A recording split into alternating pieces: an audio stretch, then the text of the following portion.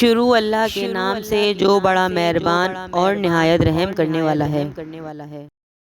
صلح رحمی کا مطلب ہے اپنے رشتہ داروں کے ساتھ حسن سلوک اور ان کے ساتھ اچھے تعلقات کو برقرار رکھنا۔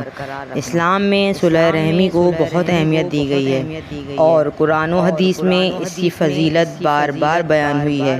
اللہ تعالیٰ قرآن مجید میں فرماتے ہیں، اور اللہ سے ڈرو جس کے ذریعے تم ایک دوسرے سے سوال کرتے ہو اور رحم کے رشتوں کا لحاظ رکھو۔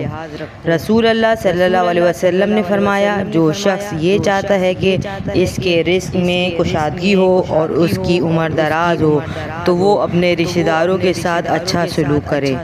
صلح رحمی کے تقاضے یہ ہیں کہ رشتہ داروں کے ساتھ محبت، مدد اور تعاون کا رویہ اپنایا جائے، ان کی خوشیوں اور غموں میں شریک ہونا، ان کی مالی اور اخلاقی مدد کرنا اور ان کے حقوق ادا کرنا صلح رحمی کے دائرے میں آتا ہے۔ صلح رحمی سے معاشرے میں محبت، اخوت اور اتحاد کی فضا قائم ہوتی ہے اور اللہ کی خوشنودی حاصل ہوتی ہے۔